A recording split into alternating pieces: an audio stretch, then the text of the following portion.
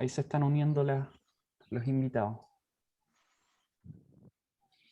Una pregunta, sí voy a poder compartir la pantalla, ¿verdad? ¿Sí? ¿Sí? Espero que sí, pues no tenemos, Si no, tenemos nos un pequeño quedamos problema. Nos quedamos, bueno. Hombre, podemos hablar. Coincidí yo en alguna ocasión con alguna persona que decía que no hacían falta presentaciones para hablar. Si se hablaba bien era suficiente, ¿no? Pero digo, bueno, También, pues, también. sí, Es sí, verdad, es es verdad. cierto, pero en mi caso iba a hablar de Internet, de cosas, de proyectos digitales, de historias que tenía que enseñar y digo, pues yo lo iba a perder mucho. Entonces, bueno, pues... Bueno, Claro. ya estamos en directo, ya están ingresando los asistentes. Me presento, soy Milton Yáñez Armijo, encargado del área de preservación digital de Senfoto UDP, y damos la bienvenida a todos los asistentes al conversatorio Patrimonio Digital, definiciones y desafíos para su preservación a largo plazo. Como cada año, Senfoto realiza encuentros en los que se invita a la reflexión y el estudio de experiencias tanto nacionales como internacionales en un contexto en que la sociedad de inicio del siglo XXI está condicionada cada día más por las tecnologías de la información y la comunicación. La reflexión en torno al patrimonio digital y su preservación a largo plazo se hace necesaria en cuanto a definiciones conceptuales y los desafíos que estos plantean a las instituciones culturales que gestionan patrimonio. En esta ocasión contamos con la presencia de 3 expertos en la materia. Por un lado tenemos a David Leija, doctor en filosofía de la Universidad de Barcelona. Su tesis, obtuvo su doctorado con su tesis sobre sistemas de preservación digital distribuida y su aplicación a las universidades de México. Es profesor de la Facultad de Arquitectura, Diseño y Urbanismo de la Universidad Autónoma de Tamaulipas y presidente de la Asociación Iberoamericana de Preservación Digital. También contamos con la presencia de Jimena Escobar, licenciada en Psicología, cuenta con estudios en Fotografía, Teoría de la Imagen, Comunicación, Administración de Proyectos, Arquitectura de Información y Preservación Digital. Cuenta con una vasta experiencia en el diseño y desarrollo de sistemas de información y materiales digitales, tanto para el sector público como privado. A su vez cuenta con experiencia en producción de proyectos digitales y se ha especializado en diversas aplicaciones en el ámbito educativo y cultural, particularmente en la catalogación, preservación y diseminación del patrimonio. Por último, tenemos a Gilberto Pedreira, desde España, licenciado en Prehistoria y Arqueología de la Universidad Autónoma de Madrid, experto en diseño e instalación de exposiciones de arte de la Universidad Complutense de Madrid. Desde el año 2010 se desempeña como director de la Biblioteca Digital Memoria de Madrid, en donde coordina los diversos trabajos de digitalización y difusión del patrimonio histórico, cultural, custodiado en las bibliotecas, archivos y museos del Ayuntamiento de Madrid. Además, es el responsable de la planificación y coordinación de todos los trabajos relacionados con la preservación de colecciones digitales. Voy a darme un tiempo para admitir a las siguientes personas. Me dan unos segundos.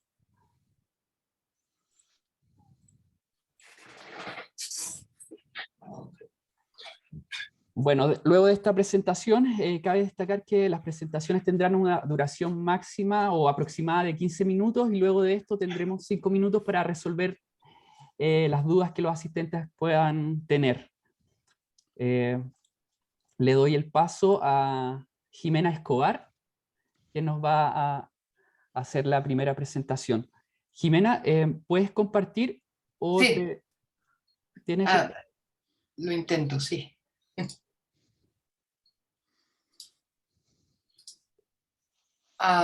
Dice que está inhabilitada la función. Ya.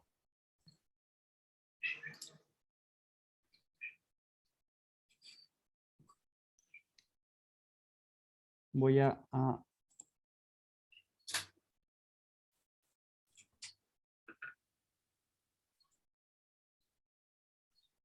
¿Ahí? ¿Puedes revisar? Sí, ahora sí. Ya. Perfecto. Ok, ya. ¿Comparto? ¿Sí? Sí. Sí.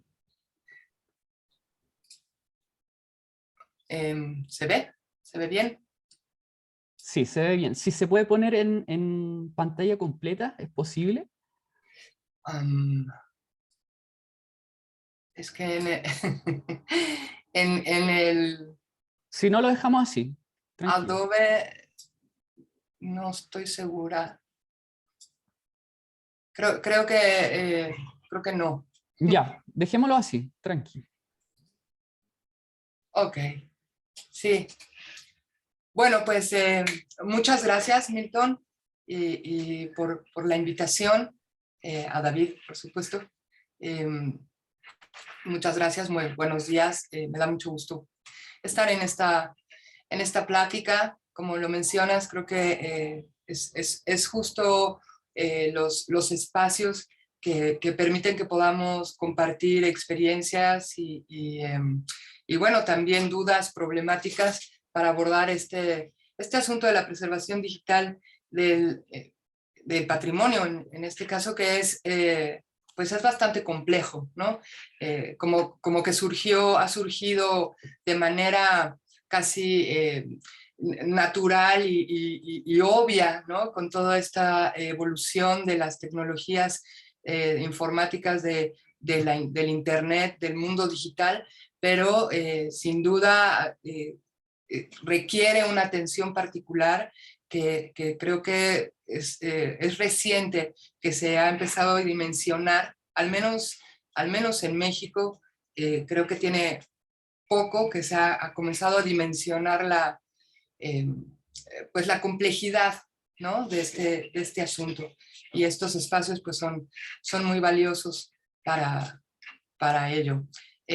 Bueno, como comentaste, o no sé si lo comentaste en la presentación, yo estoy a cargo del área de Mediateca del Instituto Nacional de Antropología e Historia de México, que es una instancia de la Secretaría de Educación, de Cultura, era de Educación, de Cultura, y bueno, les voy a platicar, a presentar más o menos brevemente sobre los proyectos del repositorio Mediatecaina, que es uno, y el más importante, por supuesto, de los proyectos que llevamos. En el área estamos a cargo de el diseño, la implementación de estrategias y sistemas, herramientas digitales, justo para la preservación, perdón, hay tanto ruido afuera, y la difusión del patrimonio histórico y cultural a cargo del instituto. Como les mencionaba, pues la Mediatecaina es el repositorio digital institucional de acceso abierto del Instituto Nacional de Antropología e Historia de México.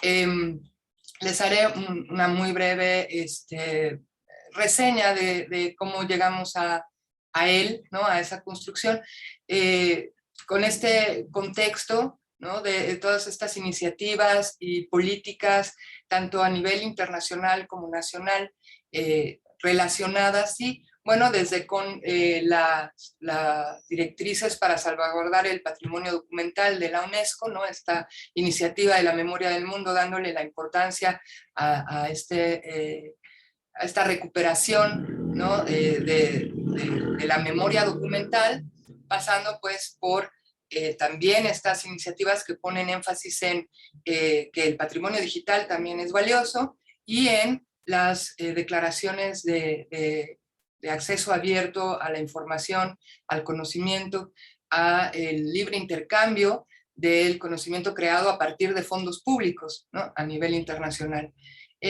También en México, desde el 2012 y 2013, se emitieron varios documentos que ya consideraban como algo muy importante el acceso abierto con Internet, a través de Internet, de los documentos académicos particularmente, y del uso del Internet para la socialización, la democratización del conocimiento, de la cultura, en fin. Dentro del propio Instituto Nacional de Antropología e Historia, del INA, también desde el 2013, y esto lo menciono porque ya al final lo voy a retomar, se creó un borrador un comienzo, digamos, de lo que podría considerarse una política institucional de acceso abierto sobre la producción científica y acervos del INAH, que de alguna manera sentó las bases para la construcción de un repositorio digital de la institución. A principios del 2014 comenzamos a desarrollar el proyecto, el repositorio, y bueno, después ya no lo puse ahí. Por supuesto han venido muchas más iniciativas. Una importante dentro de México es también la Ley Mexicana de Acceso Abierto, que se promulgó en el 2014, también a partir de la intervención de la colaboración con la UNESCO. El reto que teníamos en el INAH era grande, bueno, sigue siendo, pero era grande porque el INAH es una institución muy grande, quizá de las más grandes del país, de México. Está a cargo, ¿no? Para hacerlo breve, de la protección, la conservación, la investigación, la formación de especialistas y la difusión del patrimonio histórico y cultural de México, desde la prehistoria, ¿no? Se encarga de todo el asunto paleontológico, hasta las manifestaciones culturales vivas actuales, ¿no? Entonces, y en todo el país, que es un país grande, ¿no? Entonces, es una institución muy compleja, muy extensa, y bueno, ¿cómo definir? Uno de los temas principales de este proyecto fue definir qué iba a contener un repositorio digital de una institución como esta. Al final decidimos ser muy ambiciosos. Eso ha tenido su costo, desde luego, pero creo que es acertado, y lo definimos, ¿no?, como un repositorio institucional de acceso abierto, lo cual era fundamental, que preserva y hace accesible al público en general. Por supuesto, ahí estamos integrando a los investigadores, a los especialistas, al gobierno mismo, el patrimonio histórico y cultural bajo resguardo del INAH, así como las publicaciones académicas y científicas de sus centros de investigación y escuelas, y los materiales de divulgación que produce, ¿no? Esto en realidad abarca muchísimo. Pero bueno, ese fue el planteamiento. Y a grandes rasgos, porque por supuesto que podríamos hacer una lista muy extensa, los requerimientos esenciales era pues que pudiera resguardar cientos de miles de objetos digitales en muchos formatos, que pudiera representar cualquier tipo de objeto cultural, ¿no? Ya fuera monumentos o objetos históricos o documentos, desde documentos históricos a libros, el INAH edita muchos libros, edita varias publicaciones periódicas, revistas, pero también pues videos, ¿no? El INAH también tiene un departamento de televisión donde se producen también documentales, programas de radio, entrevistas, por supuesto, fotografías, audios, en fin. Y en ese sentido, bueno, y también algo muy importante era que pudiéramos resguardar y representar y desplegar y mostrar objetos simples y complejos, ¿no?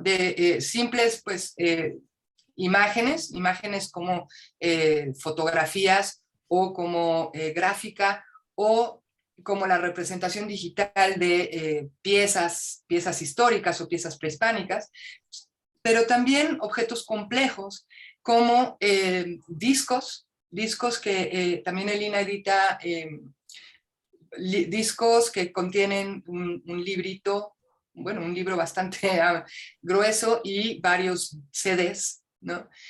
O exposiciones. Una de las labores fundamentales del instituto es la creación, el montaje de exposiciones temporales que, bueno, pues donde se van muchos recursos de todo tipo y son una expresión muy importante de la labor del instituto y de la cultura del país, y cómo representar exposiciones temporales, ¿no? Otra cuestión fundamental era que fuera un sistema interoperable, ¿no? Eso no podíamos dejarlo de lado de ninguna manera. También que utilizara software libre y gratuito, ¿no? como una política ya propiamente del proyecto, que lo pudiéramos desarrollar internamente, lo cual fue también todo un tema, ¿no?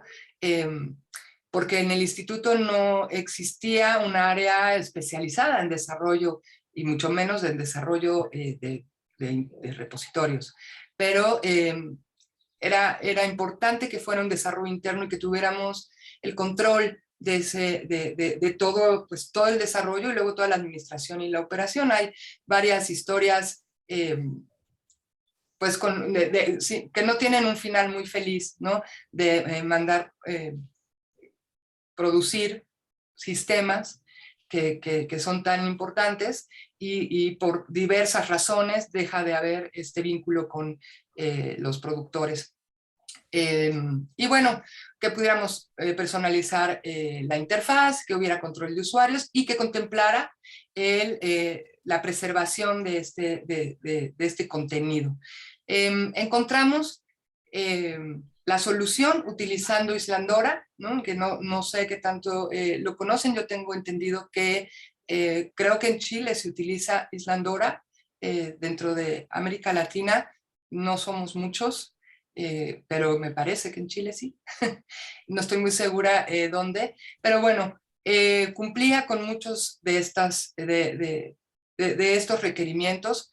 Tiene mucha flexibilidad, permite todos, lleva su trabajo desde luego, pero permite poder personalizar estos objetos digitales y contempla el protocolo OAI-PMH para interoperabilidad, contempla cuestiones de preservación digital, contempla una interfaz gráfica que es flexible, en fin, es software libre, lo mantiene una comunidad de desarrollo pues bastante activa, que ha tenido sus cambios importantes, pero bueno, ahí está. Decidimos, bueno, Islandora utiliza esa versión de Islandora, tiene la facilidad de utilizar el modelo de datos de MODS, que nos permitió también describir todo tipo de objetos, tanto físicos, ¿no? como nacidos digitales, y poder tener esta posibilidad de describir esa gran variedad de objetos, desde monumentos o archivos o fotografías o videos, utilizando el mismo modelo de datos. Eso también fue una ventaja. Y el corazón, digamos, del asunto es el concepto del objeto digital que maneja Fedora. Bueno, no sé, lo mencioné, Islandora está construido de muchas otras paqueterías, pero esencialmente de Fedora Commons, que es propiamente el sistema de repositorio, Solr, que es el indexador y el que nos permite todo el asunto de las facetas y las búsquedas, y Drupal, que es el gestor de contenidos y a través del cual se construye la interfaz, ¿no? Tanto la pública como la de administración. Y bueno, algo fundamental que sigo pensando que es fue de las mejores decisiones, fue utilizar esta solución porque Fedora, el concepto de objeto digital de Fedora es muy completo, está alineado absolutamente al modelo OAIS, ¿no? Y pues es esto, ¿no? Que el objeto digital es un concepto, un concepto, una unidad conceptual conformada por varios archivos, ¿no? Unos describen propiamente el objeto cultural, otros describen el objeto digital, la unidad la relación de los archivos está descrita en un archivo, y la relación de ese objeto con los otros está descrita en otro archivo, ¿no? Y también, bueno, cómo se va a representar también dentro del repositorio específicamente, ¿no? Cómo se va a desplegar esos archivos.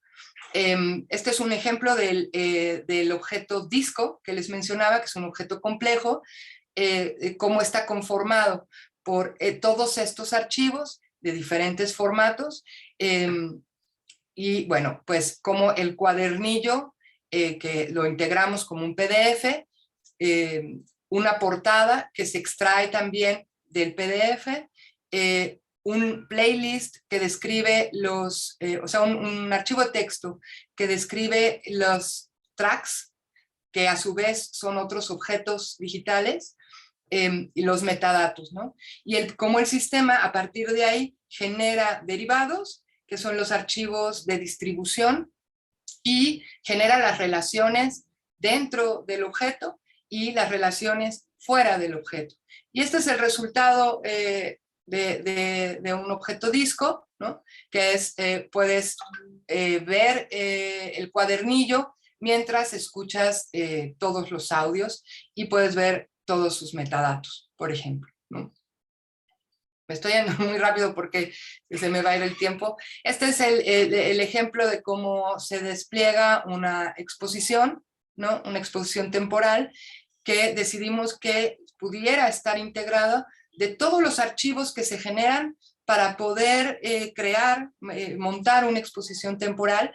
Dícese de los guiones museográficos, curatoriales, los planos, en fin, todos esos documentos, y luego ya también las materiales de divulgación, como los pósters o invitaciones, y luego los registros de la exposición, que puede ser desde una visita virtual hasta pues fotografías o video, o cualquier otro tipo de materiales.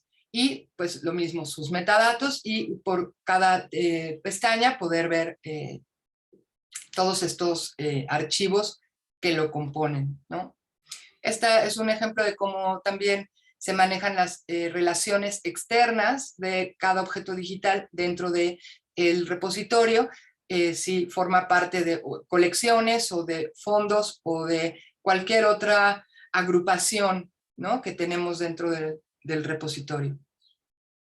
Y finalmente, mostrarles que, como mencionaba, la solución tecnológica también permite llevar un control de versiones de cada uno de los archivos que conforman cada objeto digital, de manera que se puede, bueno, ver cualquier edición y resguardar o no las versiones de preservación o de distribución, ¿no? Bueno, supongo que todos los que estamos en este tema sabemos todas las tareas que implican, ¿no? También la creación y la gestión de los acervos digitales que se integran a estos repositorios, que va pues desde luego desde la identificación, la recopilación, el análisis, la normalización, la estandarización, el mapeo, la ingesta en los repositorios, la distribución de estos acervos, de estos objetos digitales. En nuestro caso, como les comentaba, por la complejidad del instituto, pues los catálogos, los acervos, pues estaban y siguen estando en una gran variedad de situaciones, ¿no? De calidad de digitalización, de calidad de descripción, en formatos, pues nos llevó varios años el contenido que al día de hoy hay, y esto es una labor que no termina, es constante, continua, y que pues en el caso al menos de Lina se ve difícil que lleguemos a terminarlo alguna vez, incluso si nos referimos solo a los archivos históricos, ¿no? Finalmente, en el 2018 pudimos, después de varias vicisitudes que incluyen un terremoto en en la ciudad y que nos quedamos sin oficinas y los servidores estaban ahí. En fin, todo tipo de cuestiones. Logramos hacer pública la Mediateca INAH, ¿no? Al día de hoy, pues tiene más de 518,000 objetos digitales que provienen pues de todas las áreas del instituto, coordinaciones nacionales, 3 universidades, 32 centros INAH que corresponden como a la representación del INAH en cada uno de los estados de México, más de 160 museos, varias fototecas, incluida la Fototeca Nacional, que es de las fototecas más grandes de Latinoamérica, varios archivos históricos, bibliotecas, fonotecas, como les comentaba, Radio INAH TV y Radio INAH, zonas arqueológicas, en fin. Están distribuidas hasta ahora en 31 colecciones digitales, ¿no? Que van desde archivo histórico, revistas, códices, documentales, entrevistas, murales, piezas arqueológicas, en fin, tesis. Y bueno, también durante el 2021 hemos tenido ya casi 5 millones de visitas. Desde luego, a partir en esta temporada pandémica, pues el repositorio ha significado pues un espacio importante, ¿no? de conexión con el público en general, de difusión, de divulgación de la cultura, del patrimonio histórico. Y algo más que mencionar es, bueno, a partir del 2018 y el 2019 también se cumplió, bueno, una de las funciones del repositorio, que es ser cosechado por otros repositorios que surgieron posteriores en México, ¿no? Uno que es el de propiamente la Secretaría de Cultura, y otro que se creó a partir de este nuevo gobierno federal, que se creó una coordinación de memoria histórica y cultural de México, que tienen también un repositorio, y ambos se alimentan, ¿no? de la Mediateca INAH,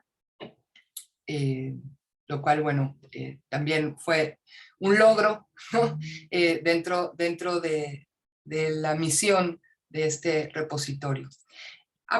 Me preguntaban sobre qué hacemos para la difusión. Pues tenemos redes sociales en las que la primera es para Instagram y Twitter, la segunda para Facebook. Todos los días publicamos posts sobre temas o piezas, objetos digitales que están en el repositorio, con también la intención de acercar, ¿no? estos contenidos al público en general, ¿no? Sabemos que los públicos especializados pues saben que buscan y lo encuentran en un repositorio, pero no el público en general, y para acercarlo pues tenemos redes sociales. Hemos también dado pláticas con maestros de primaria para que aprendan a utilizarlo, ¿no? Y bueno, pues estar en todos los foros que podamos para darle salida al repositorio, más que la gente lo conozca. ¿En qué estamos hoy? Bueno, esencialmente estamos trabajando en la versión 2 de Mediateca, que también utilizará la versión 2 de Islandora, que tiene cambios muy importantes en toda la estructura, y por lo tanto también ha sido muy complejo, no tan fácil, ¿no? Eso es un brinco exponencial, y estamos trabajando en eso, en el desarrollo propiamente, pero también en la migración. Estamos ahora en el reto de migrar todo este contenido que tenemos en este repositorio a la siguiente versión, ¿no? Va a ser un brinco importante. Y lo otro en lo que estamos es, y por eso lo mencionaba al principio, en retomar, ¿no? Como que este proyecto empezó con este ímpetu de las iniciativas y con pues un mandato de tener un repositorio digital, pero no se trabajó suficientemente en un sustento político e institucional, un marco suficientemente fuerte para que tengamos atendidos todo lo que requiere hacer, pero luego mantener, operar un repositorio de estas dimensiones. Lo sabe David, que estamos trabajando en crear propiamente una política institucional de preservación digital, ¿no? Que claro, tiene que estar alineada al gobierno federal, tiene que estar alineada a la Secretaría de Cultura, pero también tiene que generar sus propios requerimientos y características dentro del instituto, y esa es la parte quizá más compleja, ¿no? A mí me gusta, puse esto porque creo que tenemos el trabajo interno, es primero que el propio instituto reconozca la existencia y la valía del patrimonio digital, ¿no? De lo que se puede considerar como un patrimonio digital, y a partir de ahí poder construir la política institucional y entonces implementarla y poder tener y operar, ¿no? Recursos y procesos.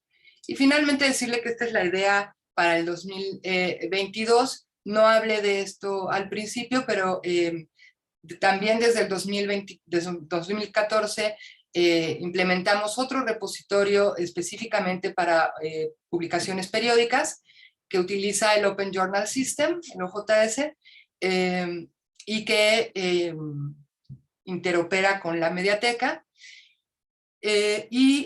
Tenemos también pensado para este año crear otros repositorios internos, también con Islandora, para que permita como tener servicios distribuidos internos, que la propia Mediateca coseche y bueno, tener esta versión 2. Eso es todo, gracias. Espero no haberme pasado demasiado, no vi el reloj. Gracias. No, tranqui, Jimena, muchas gracias por tu presentación. Creo que nos das varias claves respecto a cómo nosotros como instituciones culturales que gestionamos patrimonio, en este caso patrimonio documental, podemos tomar ciertas iniciativas. Hay algunas preguntas acá en el chat. La primera es de Francisca de la Riva, del Servicio del Patrimonio de la región de O'Higgins. Quisiera preguntar cómo se dimensiona el tiempo que requiere traspasar los archivos digitales, la digitalización de los libros físicos, por ejemplo, y los recursos humanos necesarios para llevar a cabo estas tareas. Uy, pues mira, en realidad creo que depende, es que depende como de la cantidad de acervos, ¿no? Y como así en abstracto, no sé, mira, nosotros el área de Mediateca, de hecho ese es otro de los grandes temas que han ido saliendo a lo largo de estos 8 años, ¿no? Nosotros no digitalizamos, porque la idea, que como idea está muy bien, era que nosotros recopilamos los acervos digitalizados y catalogados. Pero yo no sé cómo les vaya a ustedes en otras instituciones. Acá lo que resultó es que muy pocas áreas tenían digitalizado, catalogado, y en todo caso había quienes tenían digitalizado, pero no catalogado, y llevaba incluso más tiempo encontrar esos archivos digitalizados y vincularlos a su descripción, que volverlos a digitalizar y catalogarlos en el camino, ¿no? La verdad es que calcular el tiempo y los recursos, pues creo que depende muchísimo de la cantidad de acervos, de la dimensión de la institución, ¿no? Yo no podría... Los formatos también es importante. Los formatos, exacto. También no es lo mismo digitalizar un libro un archivo histórico, ¿no? Incunables y que hay que darles un tratamiento con mucho cuidado, ¿no? Incluso de temperatura, incluso de luz, que pasa en el instituto. Tenemos archivo histórico del siglo XVI, que libros que de hecho hasta se pueden quitarles la portada para poderlos digitalizar rápido, porque pues tienes muchos, ¿no? Me parece una pregunta muy difícil, perdón, pero creo que depende de demasiados factores. Sí, también los recursos económicos son importantes, También, considerando instituciones públicas o privadas. sí, aunque yo quisiera decir algo que, por supuesto que los recursos económicos pues siempre son fundamentales, ¿no? Pero en mi experiencia, el reto mayor de un proyecto así no es el recurso económico, porque realmente la tecnología, los avances tecnológicos son increíbles y con relativamente poco dinero puedes tener un escáner bastante bueno, ¿no? O un servidor, por ejemplo, ¿no? Creo que lo complejo, sin duda, es esto de lo que seguro va a hablar David, que es justo la organización institucional, ¿no? La creación de las políticas y los procesos, como tener muy claro hacia dónde, ¿no? Acá ha ocurrido mucho que con toda la buena intención y en fin, desde hace muchos años de pronto se empezaron a digitalizar cosas, así, pero sin una guía, ¿no? Y sin tampoco considerar, porque de pronto sí hubo quienes consideraron estándares, al menos en formatos, pero no considerar que esto iba a convivir o debiera convivir en un repositorio institucional con otras cosas, con muchas otras cosas, ¿no? O sea, considerarlo como parte de un universo. Y regresarnos a eso, o sea, retomar eso es lo que pienso que acaba siendo un poco más complejo que incluso la obtención de recursos. Sí. Sí. Jimena, mira, tengo dos preguntas acá. Dice, ¿qué formato de preservación han utilizado para objetos digitalizados en PDF, audio, video?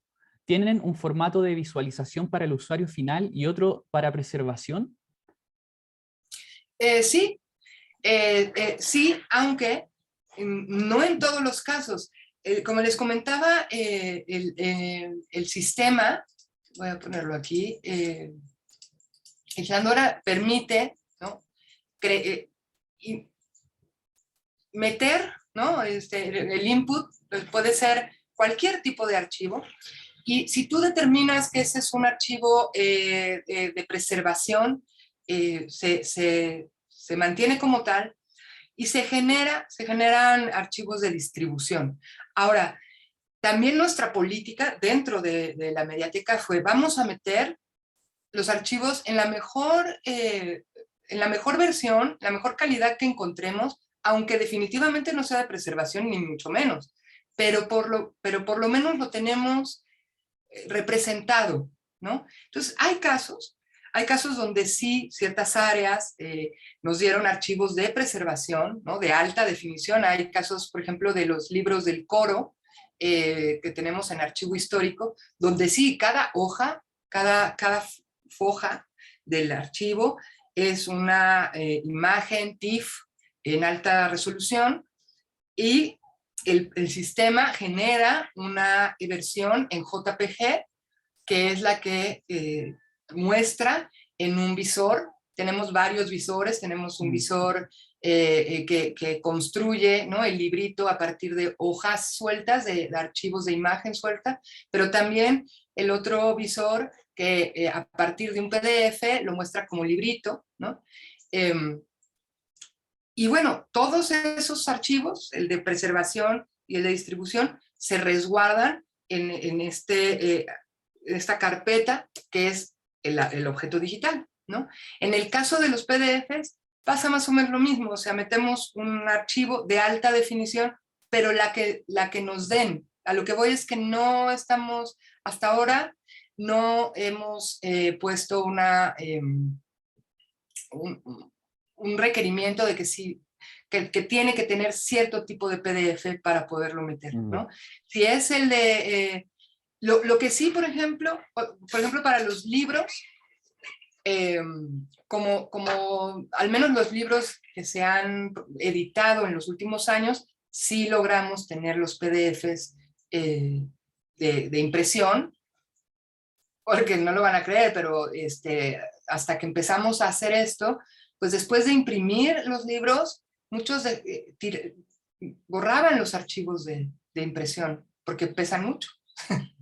Y entonces, bueno, pero eso es, lo que sí les hacemos es, por ejemplo, quitarles las marcas de corte, ¿no? y de colorímetro y tal, y bueno, subirlo en la mejor versión posible. Y se genera un PDF más optimizado, ¿no? Más ligero. Y ese es el que se muestra. En cada caso, pues, hay diferentes formatos, es que tenemos muchos tipos de archivo. No sé si lo contesté. Sí, Jimena, muchas gracias. Vamos a continuar con las presentaciones. Les pido a las personas que han dejado sus preguntas que vamos a ver la posibilidad de responderlas ya al final. Vamos a continuar con Gilberto Pedreira. Por favor, Jimena, si puedes dejar de compartir. ¿Ya no estoy compartiendo? Ya no está compartiendo. Ya. Hola. Vale. Muchas gracias. Bueno, adelante. Voy a compartir yo, pero voy a ponerme esto aquí.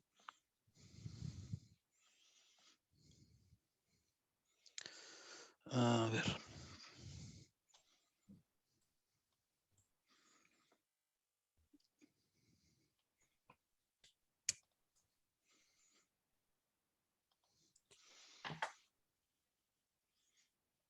¿Ahora? Sí, se ve la presentación.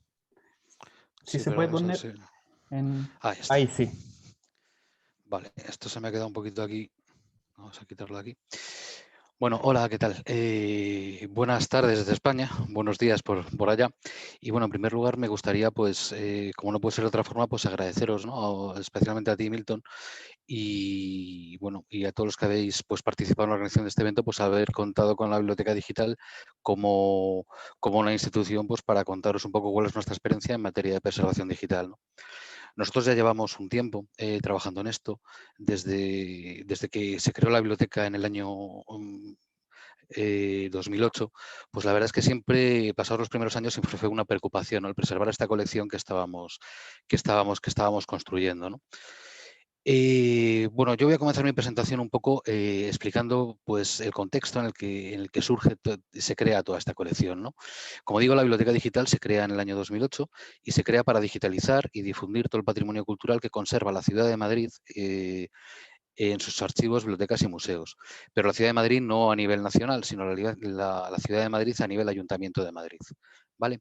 Entonces surge con tres objetivos fundamentales. El objetivo de digitalizar, lógicamente, todas las colecciones de interés histórico y cultural, de difundir esas colecciones en Internet a través de una página web que se llama, bueno, que es la página de la Biblioteca Digital memoriamadrid.es, redes sociales o cualquier otro medio como webs temáticas, aplicaciones para móviles, cualquier cosa que se nos ocurriera, ¿no? Y, por supuesto, el tema de preservar, ¿no? Pero preservar enfocándolo de una doble manera, ¿no? De un doble sentido. Por un lado, tomar parte en la preservación o la conservación o en el apoyo a la conservación de las colecciones de originales, ¿no? Apoyando a las instituciones y facilitando la necesidad de compatibilizar el derecho a la consulta y a la necesidad de preservarlos, compatibilizando ambos fenómenos. Y una conservación pues, que se derivaba de la propia digitalización, que era preservar a largo plazo nuestra propia colección digital o la colección, que es la colección que estábamos creando, ¿no?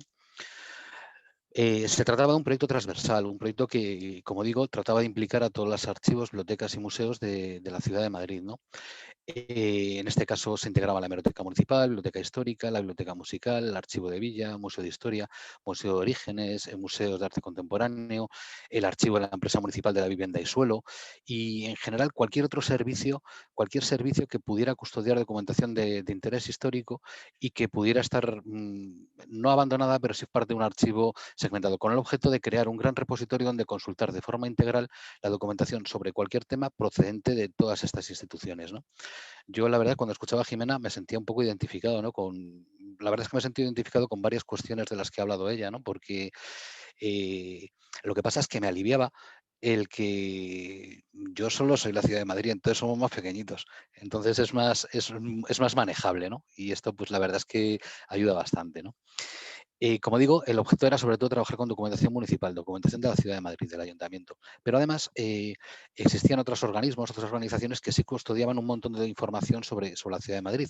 Y en este sentido, pues es como llegamos a acuerdos pues, en el Consejo Superior de Investigaciones Científicas, el Centro de Estudios Sociales y Demográficos, el Archivo Fotográfico del Metro de Madrid, por ejemplo, o organizaciones que se dedican tradicionalmente desde hace más de 50 años al estudio de la ciudad, como el Instituto de Estudios Madrileños o el Diario Deportivo AS, por ejemplo, ¿no? Que tenía su sede en Madrid y, bueno, no resultaba bastante interesante. Y además la colección más completa de las no la conservaba las, se conservaba en la Hemeroteca Municipal de Madrid.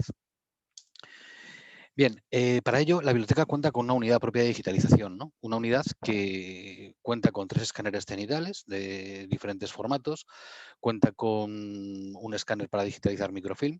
Hay que tener en cuenta que la biblioteca recoge entre sus fondos más de 50 millones de fotogramas realizados en microfilm, pues desde los años 80 más o menos, a partir de una unidad de microfilmación que se creó en la ciudad y que al 90% lo que hacía era microfilmar documentación histórica. Ese fondo está ahí. A mí personalmente yo no soy muy partidario de digitalizar a partir de microfilm, por otra razón que comentaba Jimena, muchas veces es más complicado abordar esa digitalización, coger todas esas imágenes, tratar de procesarlas, convertirlas en esos objetos digitales que yo quiero. Para mí es más sencillo coger el original, digitalizarlo y crear ese objeto digital con arreglo a los estándares y a las pautas que manejamos en la biblioteca. Contamos con, bueno, pongo uno, pero en realidad ahora ya tenemos 3 para digitalizar placas, negativos, diapositivas y un pequeño estudio de audio para digitalizar cualquier formato de audio, y ahora mismo estamos trabajando también en la creación para digitalizar todo tipo de películas, Super 8, VHS, Betamax, etcétera, etcétera. La idea es que dentro de la propia biblioteca, con los medios propios de la biblioteca, porque todos estos medios son propios de la biblioteca, pues podamos digitalizar cualquier cosa, ¿no? Bueno, contamos con un equipo que ahora mismo está integrado por 4 operadores de escáner. Si todo sale bien, seremos 7 dentro de una semana. Un responsable, 2 operadores informáticos, que son los responsables del funcionamiento de la plataforma y que apoyan en los trabajos de digitalización y que son parte esencial en la preservación de nuestras colecciones. Un bibliotecario responsable de la unidad, ¿vale? En la biblioteca digital somos 3 bibliotecarios, uno se ocupa de difusión, otro se ocupa de la unidad de digitalización y yo me ocupo de hacer papeles, ¿no? Que es lo que me toca. Y luego, sobre todo, un buen número de colaboradores, ¿no? Colaboramos con la Agencia para el Empleo, universidades, cualquier persona que se acerque a la biblioteca digital queriendo colaborar y cumpliendo con el marco legal que nos exige el ayuntamiento, pues será bienvenida, ¿no? Aquí hemos puesto unos cuantos nombres, pero podríamos llenar pantallas, ¿no? Porque por aquí pasa muchísima gente, ¿no? Y además es un consejo que le doy a todo el mundo porque es absolutamente enriquecedor, ¿no? El ver cómo, no sé, trabajar con mucha gente para nosotros es muy rico, ¿no?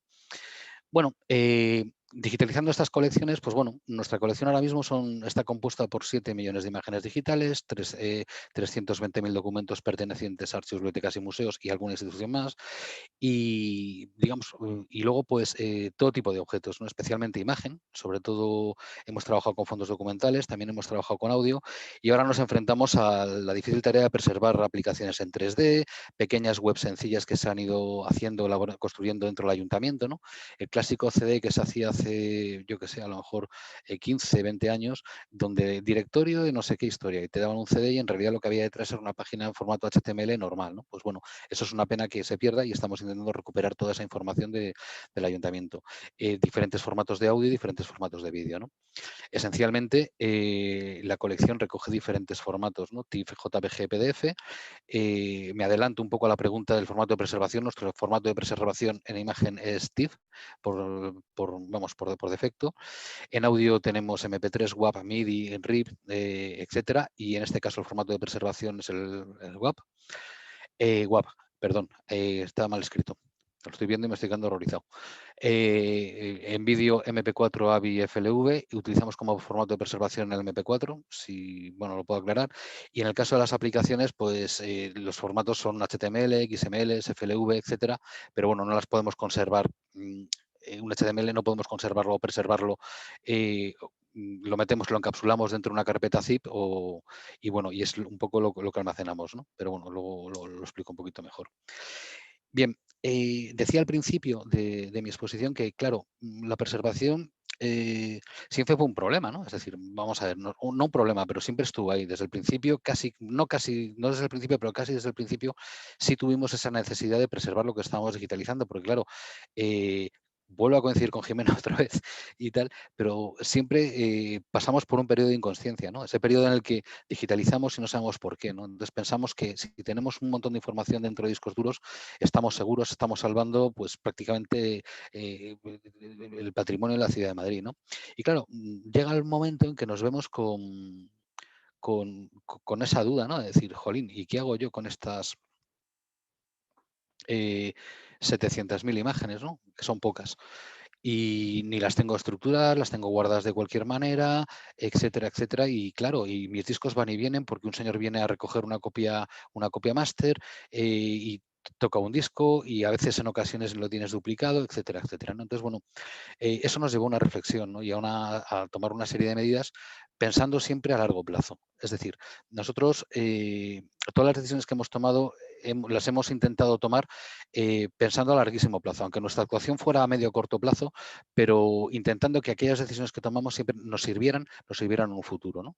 Entonces, bueno, pues claro, no siempre puedes disponer de un presupuesto para preservación, pero existen un montón de medidas o de medios que se pueden poner en marcha y que de hecho nosotros lo hicimos y que nos permiten y nos garantizan preservar esa colección. Por ejemplo, introducir políticas de refreshing, reordenación de la colección, es decir, en un disco duro podíamos tener diferentes formatos y podíamos tener a lo mejor otro tipo no sé si se escucha, es que tengo dos compañeros que están hablando al fondo de la sala porque estoy en una sala grande. Si Se escucha bien, molestan, Gilberto, no se ¿se escucha escucha. bien? Sí. Vale, perfecto, pues les dejamos que hablen, entonces no pasa nada. Bueno, pues reorganizar la colección, es decir, en un disco duro tengo guardadas 4 imágenes, 2 ficheros de audio, 3 vídeos, pues no, voy a coger, dedicar unidades de almacenamiento específicas para imágenes, específicas para tal, siempre teniendo en cuenta los formatos. Validar los formatos que estaba guardando, ¿no? Te llegaban imágenes de fuera y realmente es verdad lo que me estás dando. Quiere decir, lo que hay en este disco es realmente lo que tú me estás diciendo. ¿Esto es un JPG o es un falso TIFF? Hacer un renombrado de ficheros. Esencial tener una estructura de almacenaje, ¿no? y un estándar en el nombrado de ficheros, la propia rubificación física de las dos copias, etcétera, etcétera, etcétera. Y sobre todo, y la que yo creo que es la más importante, es la motivación del equipo. Es decir, todas las personas que trabajan en la biblioteca digital saben que todo lo que están haciendo es para preservarlo. Es decir, nada es para guardar o para enseñar ahora y aquí nos quedamos. No, no, esto hay que hacerlo desde el principio, con unos estándares, con unos protocolos, porque esa colección tiene que ser guardada. Todas estas medidas son medidas que no cuestan dinero. Quiero decir, a lo mejor la compra de discos duros, lo demás es un poco, pues cuesta trabajo y buscar un montón de software libre para hacer muchas cosas, ¿no? Pero bien. Y todo esto estaba pensado, pues bueno, en poder terminar en un sistema de preservación digital que nos garantizara esa preservación a largo plazo que pretendíamos de nuestras colecciones, ¿no? Quiero decir con esto, ¿vale? Que no, en el momento que te planteas tengo que preservar mis 700.000 imágenes, mis 2 millones de imágenes, un presupuesto no te puede echar atrás. Quiero decir, la falta de ese dinero no te puede echar atrás porque tus imágenes, mientras tú dudas, siguen en peligro de desaparición. Entonces, bueno, hay una serie de medidas, una serie de acciones que son preservación pura y dura, ¿sabes? Y pueden ayudarnos bastante, ¿no? Y bueno, si las orientamos a luego a adquirir un sistema de preservación, pues tanto mejor, ¿no? Todo esto nos llevó a plantearnos 3 axiomas, ¿no? 3 axiomas esenciales. El primero, todo objeto digitalizado deberá ser preservado, ¿no? Esto es algo que se cae por su propio peso y que es evidente, pero que no siempre tenemos claro y genera muchos problemas, ¿no? También el siguiente sería digitalizar no implica preservar. Es decir, el que yo tenga mis imágenes digitalizadas guardadas en un sitio de cualquier manera, casi es una garantía de que se van a perder con mi disco duro. Pero hay que trabajarlas, ¿no? Y luego, sobre todo, quizá la más importante, ¿no? Y esto también tiene que ver mucho con el origen de la biblioteca, es el valor de la difusión que tiene en la preservación, ¿no? Esto se resume de una manera muy sencilla. Es mucho más fácil preservar, conseguir que alguien invierta en preservación digital si conocen lo que están preservando. O sea, no es lo mismo hablar de 27 kilómetros lineales de estanterías repletas de documentos que mostrar algo como esto, por ejemplo. A ver si soy capaz. Que decir, mira, pues mira cómo podemos. A ver, pues. Vaya, lo he perdido. Ah, no, está aquí. Que mostrar mira lo que he hecho con esos 7 kilómetros de estantería, ¿no? Pues he hecho una reconstrucción de cómo era la Plaza de los Monstenses en torno al año 1800, ¿no? Y encima he jugado con algunos elementos de realidad aumentada, ¿no? Es decir, bueno, pues me he servido de la propia documentación que estaba en mis archivos y al mismo tiempo de una maqueta construida en 1830 que reproduce exactamente cómo era esa calle, ¿no? Entonces, bueno, pues todo este tipo de cosas, pues ayudan muchísimo, ¿no? ¡Hala, que me voy al revés! Ayudan un montón a poder conseguir recursos para preservar y sobre todo a sensibilizar a la gente que realmente es lo que tú necesitas, ¿no? Para poder preservar colecciones, ¿no? Bueno, esto os invito a verlo. Esto está en nuestro gabinete de humanidades digitales, se llama Esconde, que a través de Memoria de Madrid pues podéis acceder, pero la verdad es que yo creo que es interesante, ¿no? Invertir en este tipo de acciones, ¿no? Bueno, continúo con la presentación. Y bueno, hay varios planteamientos que se tiene que hacer uno a la hora de plantear tu preservación, ¿no? Primero, ya se ha hablado, ¿no? De conocer los formatos que vas a guardar, ¿no? Conocer cómo los vas a guardar, o sea, dónde los vas a guardar y cómo los vas a guardar. Esencial, el nombrado y la estructura. No se pueden guardar ficheros nombrados pues como le venga a la persona o como le apetezca a la persona que está guardando ese fichero y estructurarlos como quiera. No tiene que haber una pauta dentro de la biblioteca en el que todo se guarda exactamente igual y todo se nombra exactamente igual. ¿Por qué? Porque eso convierte la colección en procesable. Y en materia de preservación, que la colección sea procesable para mí es una de las cuestiones yo creo que fundamentales, ¿no? Porque si no, es cuando surgen todos esos problemas con las migraciones, todos esos problemas con muchísimas cosas, ¿no? Es esencial valorar tus recursos, ¿no? Valorarlos a corto plazo y a largo plazo.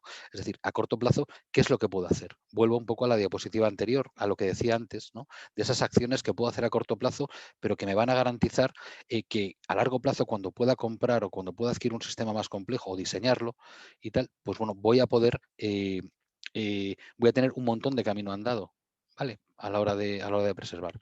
Y luego, sobre todo, diseñar y pensar en los medios para sostener, ¿no? Ese sistema de preservación. Hablamos de preservación a largo plazo. Evidentemente, tiene que ser sostenible, ¿no? Porque los presupuestos a veces están ahí y a veces no, ¿no? En este sentido es como en lo que trabajamos mucho, ¿no? Por eso en la biblioteca la difusión yo creo que es lo esencial, ¿no? Bueno, todas estas reflexiones nos llevaron a establecer dentro de la biblioteca dos niveles de preservación diferentes, ¿no? Vale, nosotros ahora mismo contamos con un software de preservación y que es, digamos, donde terminarían los objetos de nivel 2, ¿no? Es decir, los objetos ya preservados definitivamente. Pero luego nos enfrentamos a la digitalización de colecciones pues, muy peculiares, ¿no? Por ejemplo, los padrones de la Ciudad de Madrid, desde 1846 hasta 1970. Son volúmenes y volúmenes y volúmenes y volúmenes y volúmenes y volúmenes y volúmenes. O sea, es una cantidad extraordinaria de documentación.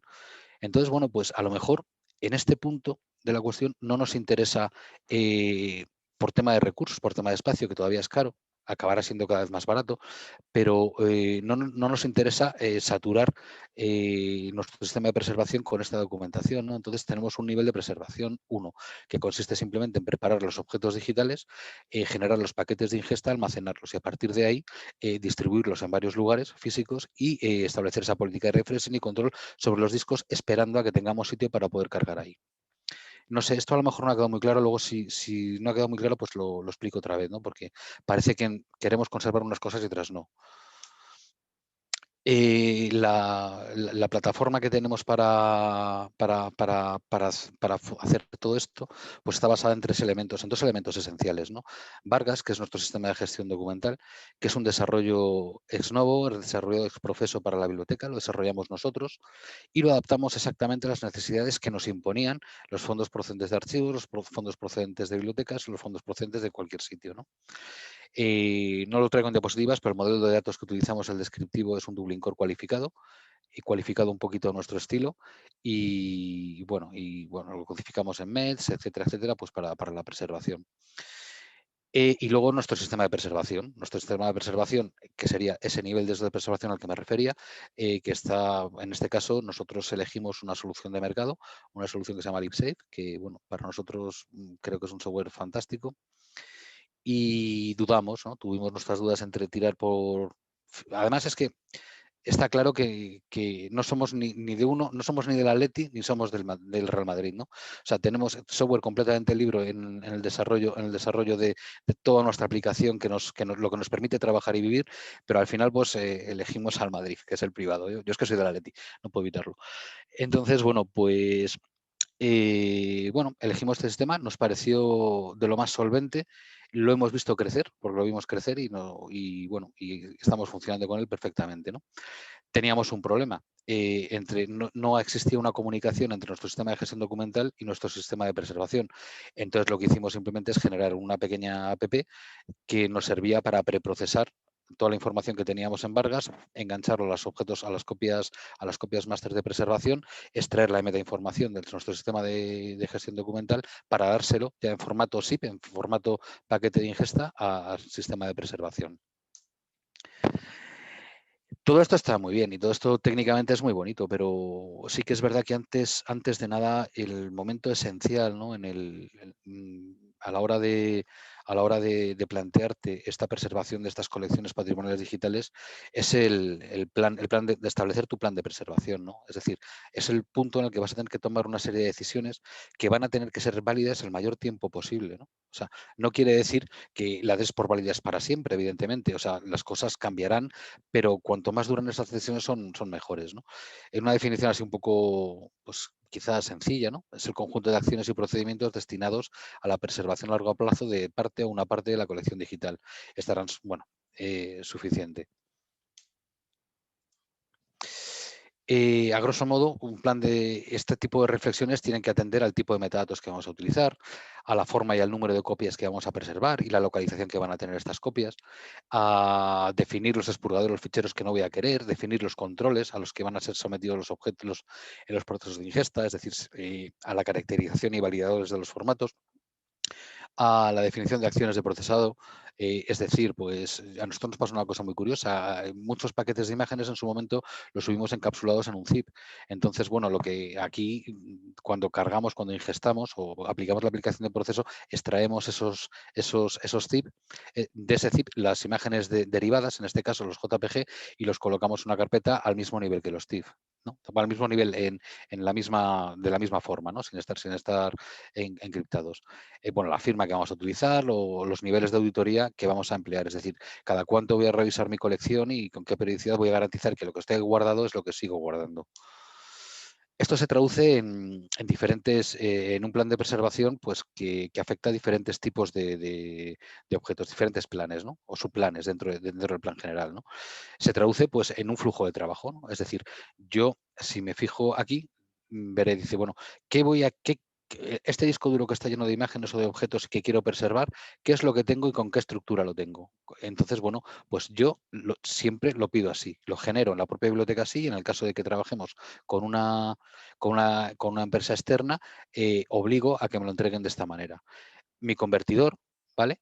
Lo que va a hacer es convertirme este formato de entrega va a generar mi zip, ¿no? Mi paquete de ingesta, pero siempre ya con una estructura que se adapta al plan que yo quiero, ¿no? Entonces, si tengo errores, defino el flujo de trabajo de qué es lo que puede pasar si las cosas van bien, si las cosas van mal, ¿no?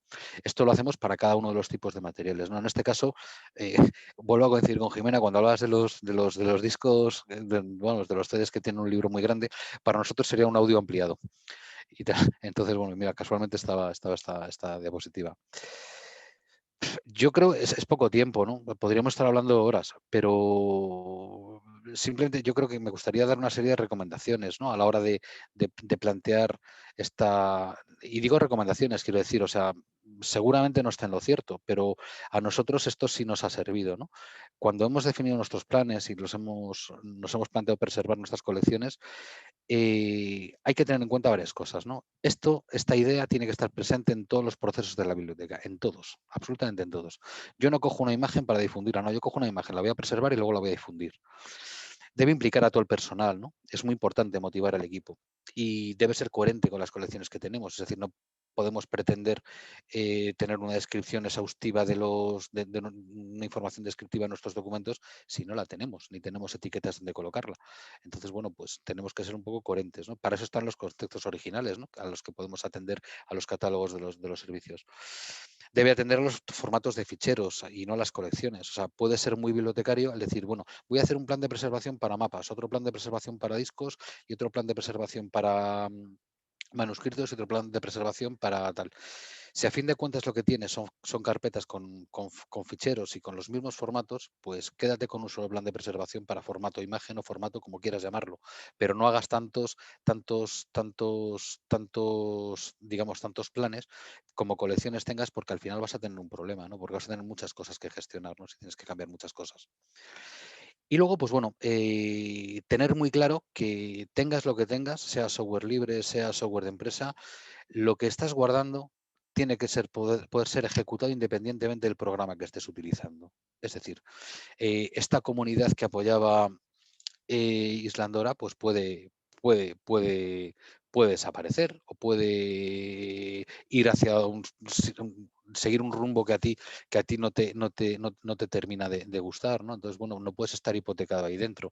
Y lo mismo me ocurriría a mí con el software de pago que tengo. Es decir, si yo no puedo dar un botón y extraer toda mi colección de golpe y porrazo con arreglo a unos estándares y poder engancharlo en cualquier otro sistema de preservación, pues estoy preservando bastante mal. Pero bueno, tiene que ser coherente con los recursos de los que disponemos en cada momento. Es decir, ¿qué es lo que tengo? ¿Qué es lo que puedo hacer con lo que tengo? ¿Tengo poco? Pues voy a hacer poco, pero voy a hacer algo. ¿Sabes? Decía, bueno, mi buen amigo Antonio, que no hay ni buena ni mala preservación digital, lo que hay son niveles de preservación, ¿no? Entonces, el hecho de yo tener un disco duro con las fotos de mi móvil y tenerla fuera del móvil ya es un nivel de preservación. Es poquito lo que estoy haciendo, pero es algo, ¿no? Si ese disco soy capaz de cogerlo y duplicarlo y llevar uno a casa de mi madre y otro a casa de mi hermano y quedarme otro y además el móvil, pues estoy haciendo más cosas, ¿no? Y si además miro las fotografías y antes las he ordenado y he quitado todo lo que no me gusta y he nombrado todo, ordenado todo debidamente, pues sigo preservando, ¿no? Esto es una idea que yo creo que es muy interesante, ¿no? Y que sobre todo ayuda mucho a echarse adelante, ¿no? Y luego, sobre todo, y fundamental también, es ser cabezón, es decir, ser constante en el tiempo. Tienes que pensar que lo que estás haciendo tiene que durar siempre, o por lo menos que tiene que sobrevivirte. Entonces, bueno, pues yo creo que hasta aquí puedo contar. Quedo a expensas pues, de las dudas que pueda resolverles. Muchas gracias, Gilberto. Pues hasta aquí dejo a ver, ¿dónde dejo yo de...? No soy capaz de desconvertir la pantalla. Ya, vale. Ahí Ya sí. está. Bueno, mira, en el chat nos escribió María Paz Seger y dice, me encantó el concepto periodo de inconsciencia. Saludos desde Chile, encargada de preservación digital de la Biblioteca Nacional. Nos sentimos muy identificados. Saludos al equipo de la Biblioteca Nacional, que también ahí están con el área de preservación digital. Nada. Es que yo creo que por ahí pasamos todos, ¿no? Y ahora lo hacemos de forma consciente. Luego nos damos cuenta que hemos sido unos inconscientes, ¿no? Sí. Pero bueno. Creo que ahí es importante también, como nos planteaba también Jimena, el tema de plantear políticas. En este caso, una política de preservación digital, pienso yo que es uno de los primeros pasos para formalizar un área de preservación digital en cada una de las instituciones. Al menos así es nuestra experiencia. Senfoto tiene el área de preservación digital hace aproximadamente 2 años, es un área nueva. Por lo tanto, necesitamos ciertos, ciertas guías para poder desarrollar el trabajo, que es un trabajo muy a largo plazo. Pues. Claro, es que, a ver, eh, lo primero es tener muy claro qué colecciones tienes, qué tipo de colecciones tienes que preservar y qué quieres preservar. Y lo segundo, a partir de ahí, pues valorar esos recursos. O sea, ¿qué tengo para preservar estas colecciones? ¿Con lo que cuento ahora mismo? ¿No tengo un presupuesto para comprarme un software? Bueno, voy a hacer cosas pequeñas que me ayuden a conservar estas imágenes, ¿no? Y luego a partir de ahí yo creo que al final viene todo solo, ¿no? ¿Sabes? Porque va creciendo y sin perder vamos, esto es un consejo, David lo sabe, yo siempre hablo de esto, siempre, cada vez estoy más convencido. Creo que la mejor manera de obtener recursos y de obtener credibilidad en preservar, para preservar, es difundir. La difusión tiene que ser la apuesta, es la mejor manera que hay de preservar el patrimonio digital y el otro tipo de patrimonio, ¿no? A lo mejor es un poco por el espíritu que tenemos en la biblioteca, ¿no? Nosotros somos bibliotecarios que venimos de biblioteca pública, ¿no? Y, jolín, cuando estás en biblioteca pública, tú te das cuenta de cuáles son las necesidades reales de la gente, ¿no? Entonces, cuando tú sensibilizas a esta gente, es cuando creas masa para poder obtener recursos, para poder obtener credibilidad, para tener tal. Vender preservación digital por sí misma, tengo una máquina gigante y un software que hace muchas cosas, eso es imposible. Eso no se lo vendes a nadie. Le vendes lo que has hecho con los objetos. A ver, estoy siendo un poco extremo, a lo mejor lo podemos vender, pero cuanto, que no son 27 kilómetros de estantería, que es que mira lo que es la reconstrucción de esto, es esta partitura que estaba escrita, guardada en un cajón hace 200 años que no ha escuchado nadie y que yo la he cogido, la he transcrito, la he pasado a un lenguaje legible por ordenador, la he interpretado con software y tal, y estás escuchando lo que se escuchaba en los teatros madrileños hace 200 años, pero es que además tú eres el primero que lo escuchas. Joder, perdón, se me ha escapado. Jolín, qué importante y tal, qué maravilla, no sé qué, no sé cómo. ¿Y qué hay que hacer para que esto no se pierda? Pues ahí es donde llegas tú. Y dices, pues necesito esto, esto y esto. A ver, esto que cuento es un poco simple, ¿no? Pero en el fondo es un poco la esencia de... No lo sé, no lo sé. Nosotros hemos crecido así. Entonces, bueno, y no nos va del todo mal. Quiero decir, o sea, nuestra colección está segura, seguimos creciendo y seguimos metidos en un montón de proyectos, pero yo creo que es una apuesta fundamental, ¿no? Y bueno, no sé si me he desviado un poquito No, del tema, pero bueno. no, es súper importante también considerar el tema de la difusión dentro de las Pero verlo instituciones. de forma integral, Milton, o Sí, sea, obvio. integrarlo en lo otro, ¿vale? Sí, Esa es la sí. idea. Y también ahí se integran las comunidades, también Claro, son unos colaboradores importantes. efectivamente. Eh, Gilberto, Pablo Torres dice, ¿hay otras experiencias como Memoria Madrid fuera de la capital, en otro ayuntamiento a nivel de Estado español o de autonomías? Hombre, yo ahora digo eso de que como nosotros ninguno. No es broma. No, sí los hay, claro que los hay. Pues en Canarias hay muchas cosas, hay mucha gente que está trabajando en esta línea. Yo creo que ahora todos en España, en España la situación era, existían las bibliotecas digitales tradicionales, ¿no? Estas bibliotecas, pues que tú te ponías delante de un buscador y si buscabas un libro, buscabas a Cervantes porque no sabías qué buscar, o sea, porque hablo del ciudadano de a pie, ¿no? Y tal. Pero ahora mismo esto ha cambiado muchísimo. O sea, la gente ya apuesta por la difusión, porque el fondo sea abierto, porque la gente, por compartirlo, por integrarse en todo tipo de proyectos, de historias. Entonces, existen por España, existen muchas, ¿no? Hay un Hispana, que es la biblioteca, digamos, la biblioteca digital a nivel nacional, recoge un directorio donde hay una relación de todas las bibliotecas bueno, que siguen el protocolo AIPMH y tal, tienen sus repositorios, donde va a encontrar auténticas maravillas, ¿no? Auténticas bibliotecas digitales en la misma línea que la nuestra, ¿no? Es que decir una no me atrevo. Vamos, hay muchas, pero... La buscaremos. Gilberto, muchas gracias por tu presentación. Le damos el paso a David Leija. Quedan algunas preguntas, pero las vamos a hacer al final para que David pueda realizar su presentación. Vale. ¿Está por ahí, David? Ahí está. Ahí sí. Hola, Milton. Sí, aquí estoy. Solo Un me amigo moví de la un casa. momento. Sí, un poco esto. Pues muchas gracias. Bueno, voy a empezar a compartir mi pantalla.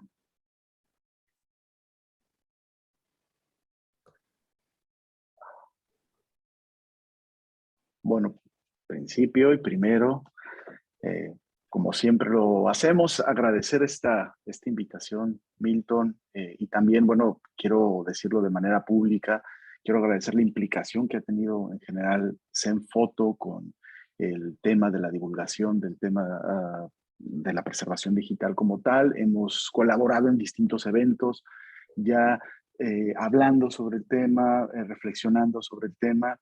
Y justo también, bueno, pues agradecerles a quien siempre también están acompañándonos, a Gilberto Pedreira y Jimena Escobar, que también son unos implicados en compartir siempre su trabajo, sus experiencias, para ir nutriendo pues esta transferencia de conocimiento que es muy necesaria.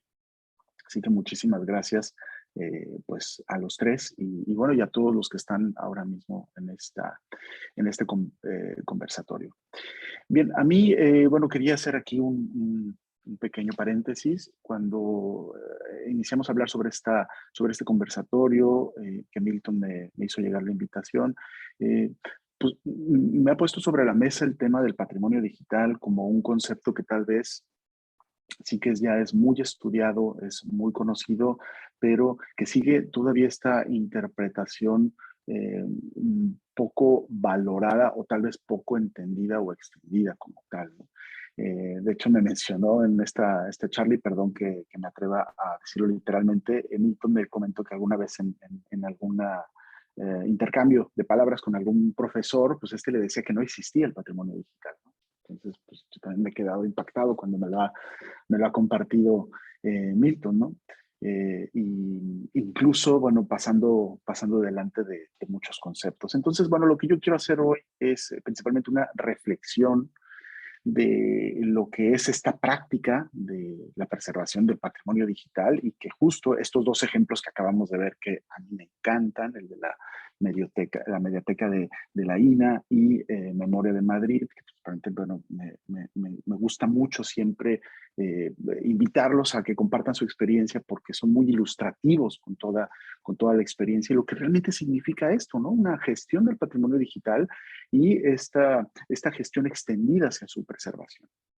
Entonces, hoy me gustaría compartir con ustedes principalmente una reflexión sobre ello, sobre el patrimonio digital, tomando en cuenta esta situación constante de que mucha gente dice, pues es que no existe el patrimonio digital como tal. ¿Por qué? Pues bueno, por muchas situaciones, porque principalmente lo emparentamos con el patrimonio universal, patrimonio físico que entendemos, ¿no? Que viene derivado de estos pues, bienes susceptibles, estimaciones, herencias culturales. Y vamos viendo que estos conceptos, desde su propiedad de patrimonio universal, pues ya han sido estudiados y considerados en los ámbitos materiales, inmateriales, inmuebles y naturales. Y el aspecto del digital sí que a veces va quedando un poco, pues no tan claro a modo de concepción, aunque, claro, sabemos que la UNESCO ha trabajado mucho con el concepto de preservación de patrimonio digital, pero sí que nos vamos y nos seguimos preguntando por qué no se le ha tomado completamente en serio. Y es que vemos que aunque la UNESCO lo ha definido en varias ocasiones como pues, estos recursos de información y conocimiento y expresión humana, en todos estos ámbitos culturales que pueda tener impacto, educativos, científicos, y que han sido convertidos de una forma análoga a una física existente. Vemos que tal vez este concepto ya va quedando un poco limitado y hay algunos otros investigadores que ya lo han ido extendiendo. Wang es uno de estos investigadores que han trabajado mucho, principalmente en el patrimonio digital natural, toda esta esta digitalización del patrimonio natural. Y entonces me gusta mucho cómo ponen en perspectiva este concepto de patrimonio digital. Y realmente lo dejan como más abierto a partir de la perspectiva tecnológica pues de lo que es hoy la cultura digital, justo de lo que nos compartían tanto Gilberto como Jimena. Estas acciones de difusión de lo que se tiene ya como patrimonio digital considerado, todas estas acciones tanto de difusión y de divulgación, hacerle llegar realmente al ciudadano de pie pues este patrimonio que está dispuesto y que exista esta apropiación necesaria social de este patrimonio que está en este formato digital.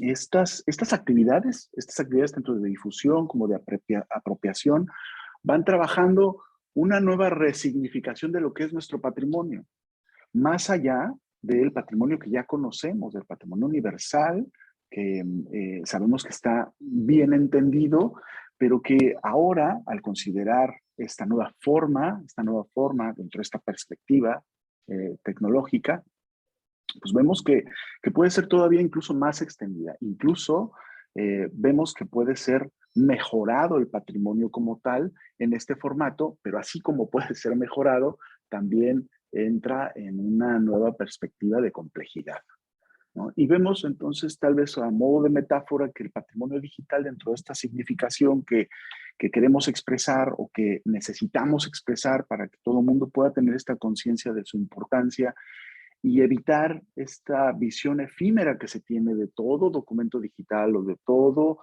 tipo de objeto digital que se piensa que se usa y se tira, o se usa y se almacena, para evitar tal vez o poner o mejorar o extender esta perspectiva, pues podemos ver que el patrimonio digital hoy cumple nuevas funciones, ¿no? Como la reusabilidad que tiene este patrimonio, poderse reconstruir.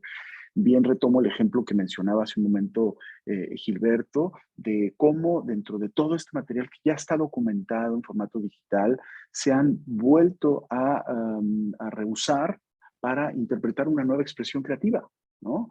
Como el caso de este plano que ha sido puesto en una virtualización 3D, y utilizando recursos de realidad aumentada y aparte con algunas vinculaciones de documentos que van dando fundamentación a todo esto. Entonces, vemos que el patrimonio digital pues es extendido, o sea, es de una posible extensión, ¿no? Entonces vemos documentos, registros, tecnología, pero vamos sumando estas prácticas culturales y la inclusión social y el valor intrínseco que ya tiene de por sí el patrimonio.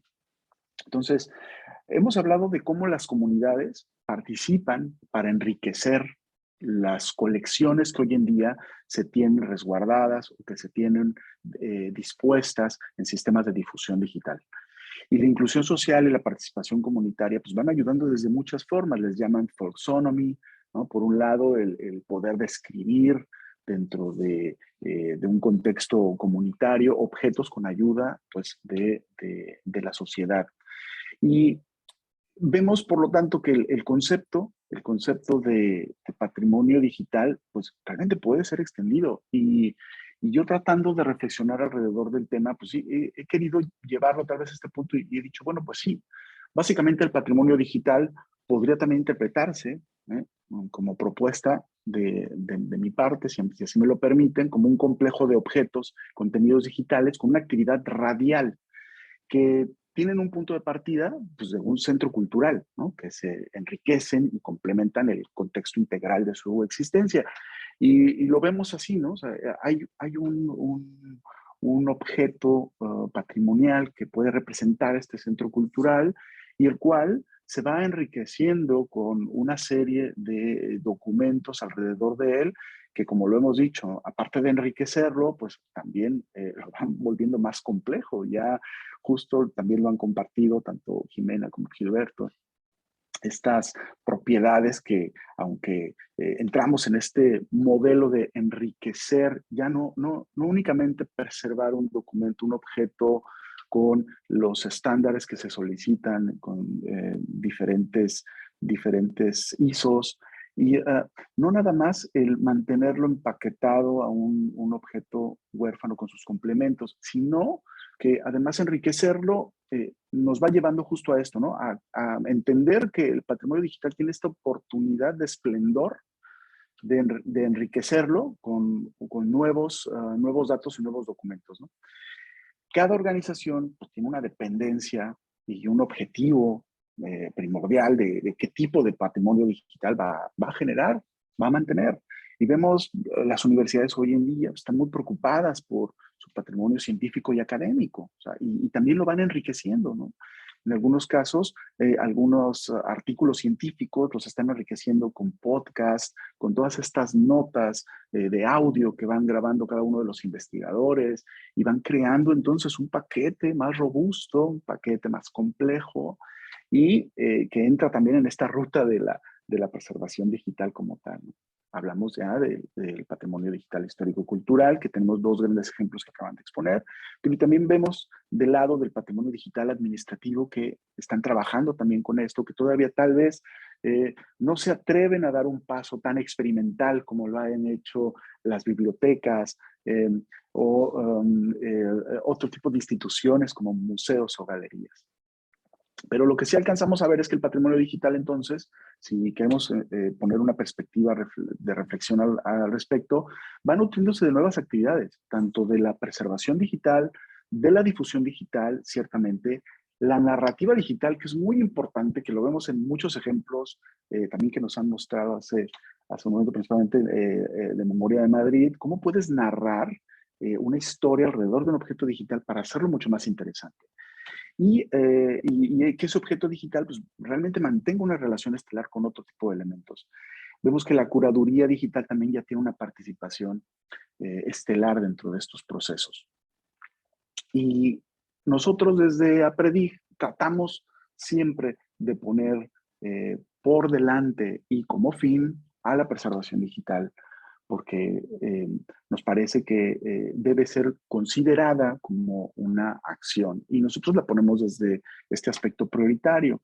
Ya lo hemos discutido mucho con gente de la archivonomía, con las reglas de la archivística pura, que ellos la preservación digital la ponen en otro momento. La biblioteconomía también la considera mucho más que la archivística, pero el punto importante es entender, pues bueno, a grandes rasgos, pues estas actividades, estas acciones que sugiere la preservación digital, que hemos tratado de divulgar y estimar que es una combinación real de políticas, estrategias y acciones para justo esto, ¿no? Asegurar, pues, este acceso a los objetos digitales y, en el caso concreto de lo que hablamos, del patrimonio. Los momentos de adopción cultural de la preservación digital, pues, han ido de forma diversa en cada una de las instituciones. Empiezan con mucha teoría, que pasan a la práctica experimentación. Se entiende que deben crear una política porque toda esta práctica y experimentación se necesita estabilizar de alguna manera. Y esta estabilización, pues bueno, va generando unos pilotos o proyectos con procedimientos más claros, más concretos, y se va generando como esta técnica del entendimiento para por fin estimar o tener como fin último pues, un sistema que puede integrar una cultura propiamente de lo que se está haciendo a nivel de preservación digital. Y también lo hemos insistido mucho, están vinculadas estas actividades, las actividades de almacenamiento, las actividades de difusión. Nosotros, lo vuelvo a decir, priorizamos mucho en la preservación digital para que sea entendida como una necesidad a tomar en cuenta. No queremos insistir como que sea la única actividad que se debe de ver y cegarse del resto, no, al contrario, es importante considerar todas las actividades que van paralelas a la preservación digital y que principalmente integran personas, políticas, estrategias, acciones y tecnología. No podemos dejarlas a un lado. Y que entendamos, entonces, también que la preservación digital es una actividad compleja porque requiere alteración. O sea, la preservación digital es por alteración. Los objetos deben ser alterados para poder ser preservados. No hay un solo objeto que no sea alterado para que pueda ser preservado. Y esto queda muy claro con todas estas acciones técnicas que suceden en cada uno de los objetos, principalmente de los cuales devienen o se generan derivados. Por otro lado, también que un objeto que va a ser preservado necesita en algún momento ser migrado a un formato pues, más actualizado. En todo caso, también pueden ser migrados de un sitio de almacenamiento a otro. Por lo tanto, hay un proceso de alteración y esto sí hay que tenerlo en cuenta porque este ha sido el gran freno de mano de la preservación digital. Y en muchos aspectos, tanto desde los aspectos de derechos de autor, propiedad intelectual, hasta otro tipo de elementos como los usos de herramientas que están alrededor de las actividades. Entonces, esta alteración tiene también mucho que ver con la curaduría digital, cómo se está eligiendo el tipo de material que va a ser preservado, cómo va a ser derivado. Hay muchos modelos de flujo sobre justamente la curaduría digital que nos van planteando este flujo de viaje de los objetos desde su conceptualización hasta su disposición. ¿Verdad? Y esto sí hay que entenderlo desde esta vertiente, ¿no? La preservación digital necesita estar dispuesta con un derivado, con sus actividades de divulgación y difusión, pues, para que pueda tener esta verdadera importancia de patrimonio como tal. Y ya les avanzaba hace un momento de las observaciones que nosotros hemos ido recogiendo de distintas instituciones en el plano principalmente latinoamericano, y alcanzamos a ver que dentro de estos ejes de la experimentación, la innovación y la normalización y la formalización, las bibliotecas se encuentran como muy centralizadas, se encuentran como en un eje central que toman en cuenta las normas, toman en cuenta un proceso de formalización, pero también están trabajando con mucha experimentación, con formas nuevas de difundir, con formas nuevas de narrar la importancia del patrimonio, e incluso están innovando en estos estándares o en estas actividades, en estos ejes. Y lo vemos también que las galerías y los museos participan mucho de la experimentación, la innovación, se olvidan un poquito a veces de la normalización. Yo me he jalado a veces también los cabellos porque vemos ahora en las últimas charlas del mundo anglosajón, gente que habla sobre preservación digital, pues ya algunos dicen que ya están olvidando de las normas, entonces normas que en algunos casos ellos hicieron. Entonces es un poco una locura que hay que entender cómo mediar la casuística de cada institución. Vemos que los archivos y los repositorios y las universidades están más en estos ejes de la normalización y la formalización de sus programas. Pero pues, hay que entender que tenemos todas estas opciones y en dependencia de los recursos y las posibilidades que tenga cada institución, podemos participar de ellos. Tuve la oportunidad de compartir con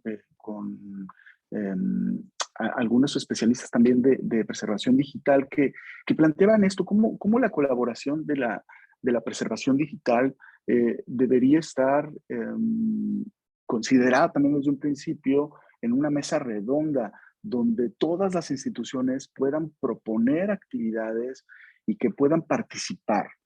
Hemos visto en los dos ejemplos que nos han mostrado que sí, en su mayoría se participa de forma colaborativa con una red de instituciones como museos, con gestores, archivos, bibliotecas o curadores, preservadores y desarrolladores, y todos van planteando una actividad con la cual se pueda nutrir el valor del patrimonio digital.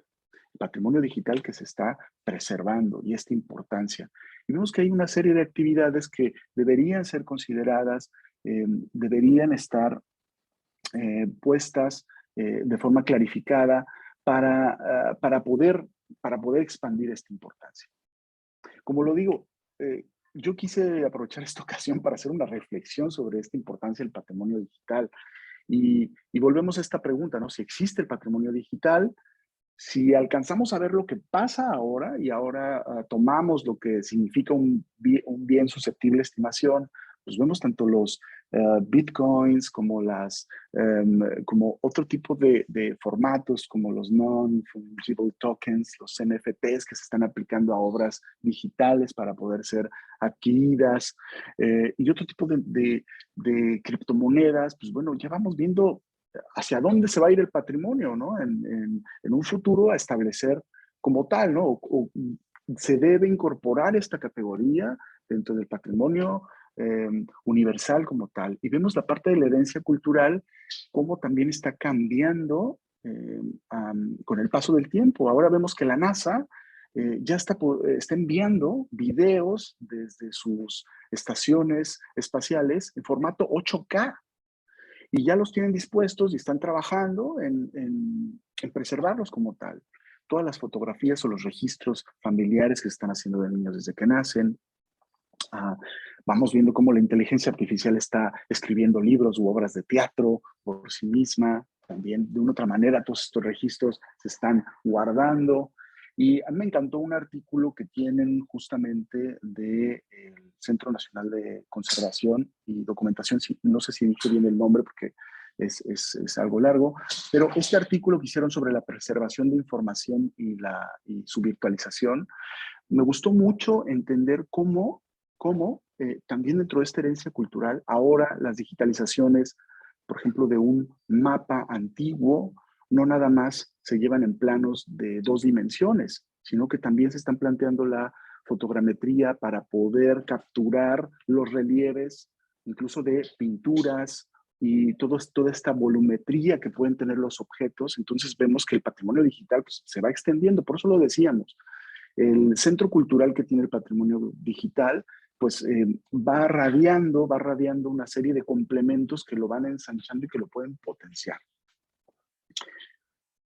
Me gustó también este ejemplo que vi de un barrio de Chile y que te parece también mucho a varias de las actividades que tienen Memoria de Madrid.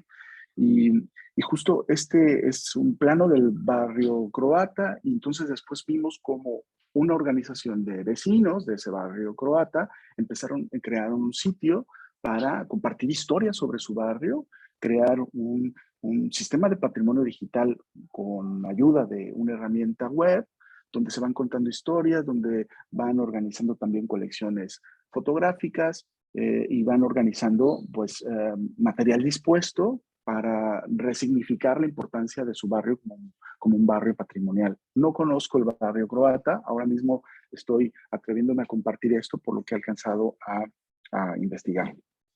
Entonces, a mí me gustaría, por un lado, terminar con estas preguntas que están aquí. Que la primera sería si es necesario crear patrimonio digital de lo que existe materialmente ya como patrimonio, tenerlo realmente como una situación a discutir. Se podría llegar en un momento dado a suplir el patrimonio digital al patrimonio material y en un momento dado también pues, cómo estimar el valor de este patrimonio digital a largo plazo y lo que comentaba también al inicio, si este patrimonio digital va a poder resignificar la importancia de nuestro legado cultural, ¿no? Esto es importante porque vemos que sí que es muy cierto, las nuevas generaciones, en algunos casos, y perdón por lo que voy a decir, pero yo creo que debemos estar en esta realidad. Muchas generaciones ya no asisten a bibliotecas públicas o archivos públicos de forma física, solo asisten de forma digital.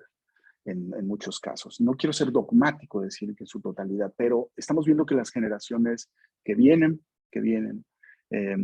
detrás de nosotros estarán viéndolo de esta forma. Entonces, tal vez esté esta oportunidad de resignificar la importancia de nuestro legado cultural con todo lo que tenemos dispuesto en estos sitios. Y podríamos hablar entonces de algo así como de un metapatrimonio, ¿no? Porque iría más allá del patrimonio, y todo lo que podríamos construir. Lo veo yo como una gran oportunidad donde, claro, no debemos de perder de vista nunca las capacidades necesarias de la preservación digital, las prestaciones necesarias que se requieren en estos ámbitos, las prestaciones que se requieren para difundir el material, para formar a las personas y que podamos hacer esta gran explosión conceptual del patrimonio, principalmente ¿para qué? Con el objetivo de resignificar su importancia. Básicamente quería yo tener esta reflexión el día de hoy con todos ustedes y de nueva cuenta agradecerle a Milton, a Zenfoto, a la Universidad Diego Portales por la invitación y bueno, decirles que estamos aquí para lo que haga falta. Muchas gracias. Bueno, muchas gracias, David. Gracias a los tres por estas presentaciones que nos han educado en cierta forma y también poder enfrentarnos a este trabajo de preservación digital y también entender el concepto, ¿no?, de patrimonio digital. Creo que las instituciones culturales deben hacer ese ejercicio. Nosotros estamos en ese proceso de definir qué es patrimonio digital. Creo que David nos da varias claves que podemos ir investigando de una forma más profunda. Me quedo con un concepto importante en respecto a lo que plantea David, que es el tema de preservar. También tiene que ver con la colaboración. Creo que es sumamente importante ese concepto y esa práctica, el colaborar. Y creo que estas instancias también son parte de ese proceso de preservación, ¿no? Creo que es sumamente importante generar lazo y colaborar entre las instituciones nacionales. También quiero aquí agradecer a las personas que están conectadas, que aún siguen conectadas, que son de distintas instituciones a nivel regional y también nacional, o sea, internacional. Hay personas de Perú, personas de España y personas de regiones, de distintas universidades, la Universidad Católica de Chile, la Universidad de Concepción está presente también. Me quedan algunas preguntas que las primeras son y surgieron con la exposición de Jimena. La hace Almendra García, dice: ¿existe alguna metodología que recomiende para ordenar y gestionar material audiovisual? Esa es la primera. Y otra que va relacionada también a la presentación de Jimena. ¿Prefieren recursos tecnológicos open, abiertos? ¿Por qué? ¿Tienen software de preservación digital? Creo que tiene esas dudas Nelson. Y lo último, que esta la podrían responder Gilberto también, la hace Leonardo y dice: ¿trabajan con algún tesauro en específico para la documentación de archivos? Esas serían algunas de las preguntas que quedaron en el tintero. No sé si pueden... Sí, bueno, a ver, sobre por qué preferimos software libre. Bueno, creo que por distintas, sí, y por distintas razones. Una es, desde luego, tiene que ver con el recurso, ¿no? Con el recurso económico y la constancia de ese recurso económico. A mí me aterra el caso de varias instancias cercanas, ¿no?, en que se contrató software privado y que, bueno, hay distintos casos, ¿no? Algunos, la compañía en efecto desapareció, por ejemplo, en algunos casos. En otros, pues dejó de existir la posibilidad de tener ese recurso por cambios en el gobierno, por reestructuraciones presupuestales, y entonces tal cual se perdió ese registro, ¿no? Me parece que eso es trágico. Pero lo otro es, por ser congruente también con este tema del acceso libre, ¿no? Y por qué preferir, que ha tenido sus retos, sin duda, por qué no solo software libre, sino que lo hagamos internamente. Eso ha implicado, desde luego, pues la necesidad de crear un equipo de desarrollo y de mantenerlo, que no es cosa sencilla, al menos en el gobierno de México, por las mismas razones presupuestales, estructurales, políticas, y que requiere además una curva de aprendizaje muy importante, ¿no? ¿Pero por qué? Porque también creo que en este proceso, o sea, es como una parte paralela, fomentar, digamos, la creación de especialistas de gente que entiende en términos de desarrollo de sistemas, o sea, esta parte informática técnica de lo que implica la preservación digital, pues hay al menos en México hay una escasez absoluta.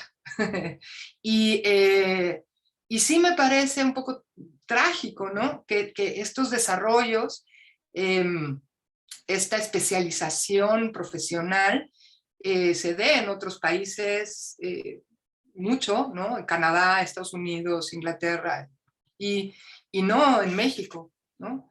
Y habiendo, pues gente con esa capacidad. En todo caso, creo que sí es una responsabilidad también nuestra fomentar que esa comunidad, esa especialización se cree, ¿no? Se fomente. Entonces, bueno, esa es las razones, sí preferimos el software libre. Sin duda tiene estos riesgos, ¿no? Que comentaba Gilberto. Sí, puede que la comunidad de desarrollo deje de existir o cambie el rumbo, sucede, ¿no? Y sin duda, pues, hay que irse adaptando a eso. Por eso también es la evaluación, ¿no? Afortunadamente, esta solución que tomamos de Islandora permite, o sea, crea estos objetos digitales, este repositorio digital, de manera que puede recuperarse el contenido, ¿no? Y si es una decisión, si esa es la decisión, pues integrarlo a otro sistema, ¿no?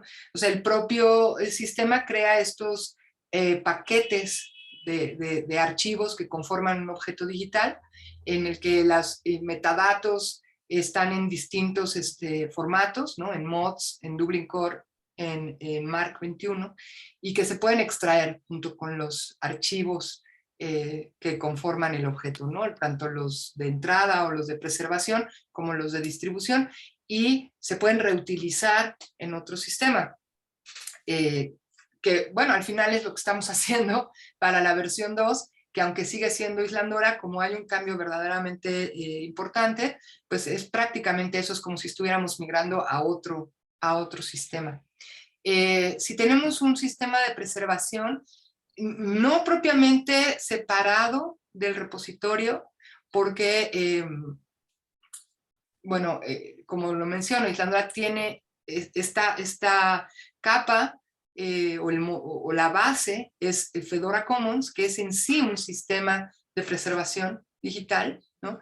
Que bien utilizado, utilizando todas sus posibilidades, es propiamente un sistema de preservación. Yo tengo que decir que nosotros no hemos logrado implementar propiamente todo un proceso de preservación digital. Ese es nuestro objetivo, uno de ellos, el más importante, pero no lo hemos logrado implementar del todo, ¿no? Por lo mismo, porque como que quisimos hacer todo al mismo tiempo, o más bien creo que no hay otra forma, como lo decía Gilberto también, para que nosotros pudiéramos, convencer o explicar del todo lo que es un repositorio institucional y cómo se iba a usar y cuáles son sus implicaciones. Digo, seguimos en ello, pero nos tuvimos que, de hecho, desarrollarlo y ponerlo público para que la propia gente de la institución y del gobierno entendiera qué es. Claro. Hasta que no se vio funcionando y utilizándose y tal, era realmente difícil que se comprendiera del todo, ¿no? Seguimos luchando, de hecho, con la idea de que esto es un sitio web, un catálogo, y pasar de eso a lo que es un repositorio digital y todo lo que eso implica, no es tan simple, ¿no? O sea, no es tan sencillo. Retomando un poco estas preguntas siempre muy, muy interesantes que plantea David, en una institución como el INAH en México, es bien delicado este tema del patrimonio digital, ¿no? Porque siendo la institución que custodia, que investiga el patrimonio histórico y cultural tangible, ¿no? Las zonas arqueológicas, ¿no? En efecto, plantear esta cuestión del patrimonio digital causa unas reacciones luego bastante intensas, porque sí es así como, no me hables tú de patrimonio, ¿no? O sea, patrimonio es esto. Patrimonio es esto, las piedras, las piezas, los huesos, y proteger el patrimonio y preservar el patrimonio es esto. Lo otro es accesorio, ¿no? Es posterior, es accesorio, y bueno, por supuesto que aquí el discurso es que no se pelea con ese patrimonio, al revés, ¿no? Incluso creo que uno de los objetivos de un repositorio digital institucional sí es proteger el patrimonio tangible, ¿no? Material, a partir de, bueno, desde lo obvio que sería pues tener unas representaciones de ese patrimonio de la mejor calidad posible en términos audiovisuales, pero también descriptivos, porque pues ese patrimonio corre un riesgo, ¿no? Corre un riesgo que siempre ha existido, de cualquier tipo de cuestión natural o social, ¿no? Que pudiera maltratarlo, cosa que pasa, ¿no? Pero también al hacerlo accesible a llegar a muchas más personas, ¿no? Y visibilizarlo. Pasa mucho, al menos en México, que hay mucho de este patrimonio que no se conoce. Desde que se conoce, lo conocen los investigadores, los especialistas, la gente a lo mejor del sector cultural, pero nada más. Y al hacerlo accesible, ¿no? Al hacerlo visible en conjunto, pues genera esta conciencia y esta sensibilización, y se apuesta a que la gente, la sociedad en general no va a proteger, no va a colaborar en la conservación de algo que no valora, y no puede valorar algo que no conoce, ¿no? Y a partir de estos repositorios es que, o de estas plataformas, es que se apuesta porque la gente conozca, valore, y no solamente porque sepa que existe, y esté ahí la representación, pues no sé, de una zona arqueológica o de una pintura del siglo XVII, sino porque también tiene acceso a este producto de la investigación de ese patrimonio, ¿no? Que son todos estos libros, tesis, artículos, entrevistas, programas de video, de televisión, que ayuden a interpretarlo, porque también eso es como fundamental, ¿no? Contextualizar el patrimonio. Entonces, bueno, creo que ya me desvié de las preguntas. ¿Cuál era la otra? Perdón. Lo del, el uso de los vocabularios controlados de las autoridades. Sí utilizamos varios vocabularios descriptivos, ¿no? De la Librería del Congreso de Estados Unidos, que utiliza el propio sistema Dublin Core, y estamos también en la labor bastante compleja, ¿no? De incorporar vocabularios que se han generado dentro de la misma institución, que son muy diversos, porque son áreas muy diferentes, ¿no? O sea, los que estudian arqueología, los que están en conservación, los que son historia, los que son...